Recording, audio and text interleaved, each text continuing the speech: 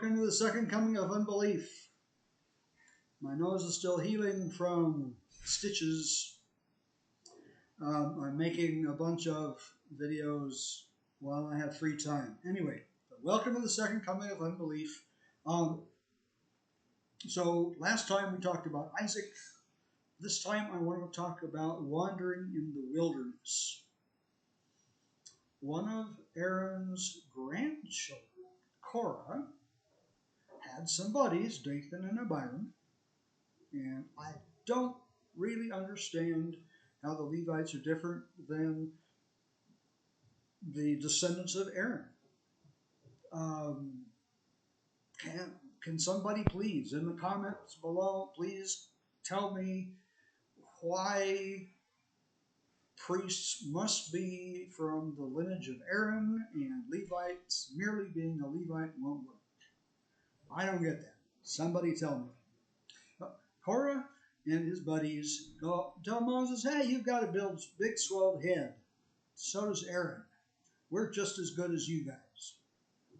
We're just as sacred servants as you and he are. Why do you have your noses in the air? It's not right. So Moses prays.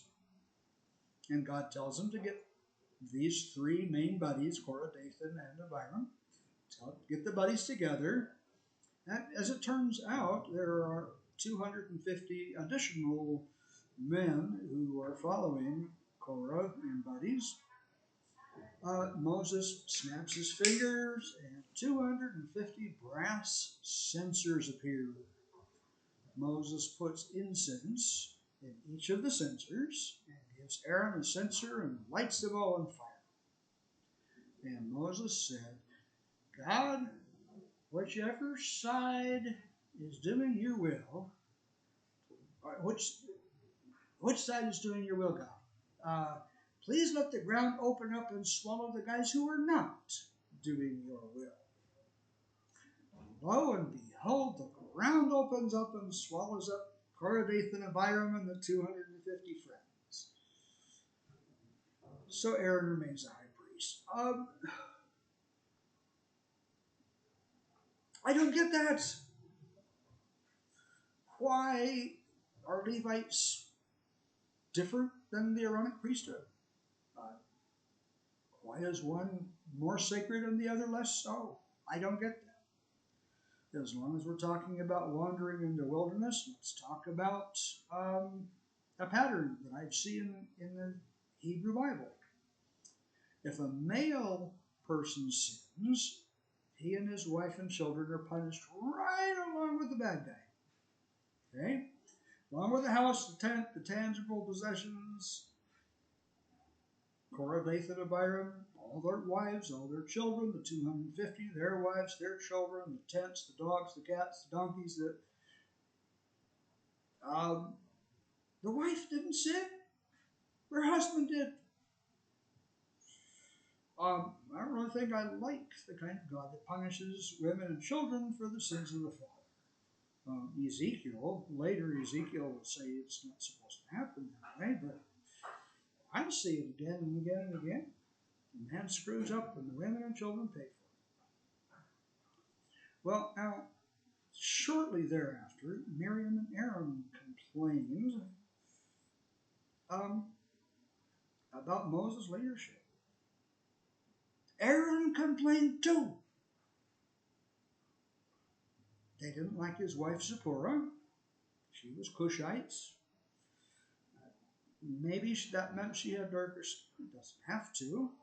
There were Arabian people from Cush, according to the Bible. Racism really wasn't a thing until the 1600s, when people found out that the Irish slaves that ran away, went 3 villages over, could just kind of melt into the crowd. He was one of the townspeople. And the Polish slave and the Slavic slave. And they could all melt into the crowd. But the African slave could not, because he stuck out and looked different. That is when racism got its start. There wasn't a concept of race the way that we think of race in 2025. The Bible does not talk about that. Okay? Moses went to Midian and married Zipporah. Midian is in Saudi Arabia. So she wasn't black. But she looked somehow different, and Aaron and Miriam ostracized her. Cush usually is a term for Africa, Ethiopia and Africa, but it doesn't have to be. Just going off on a wild hair, it just says Moses' wife. Does that mean Zipporah, or did God bless Moses with multiple wives? He blessed David with multiple wives. He blessed Abraham with multiple wives. Did Moses have a second wife? It doesn't say. It's a dumb story. It's a really dumb story. Older brother, sister, complaining about baby brother. So God comes in a cloud of smoke and gives Miriam leprosy. Aaron did not get leprosy. Why? Why only Miriam? Why did only Miriam get leprosy? It's not fair. But the God of the Hebrew Bible doesn't seem to be fair.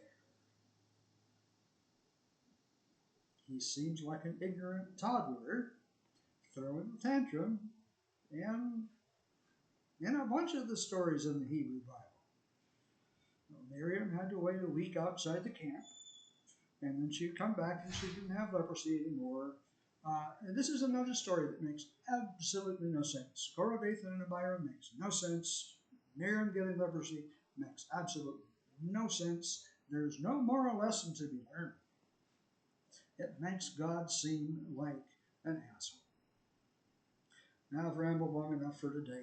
Thanks for watching Second Coming of Unbelief, and I'll catch you in the next video.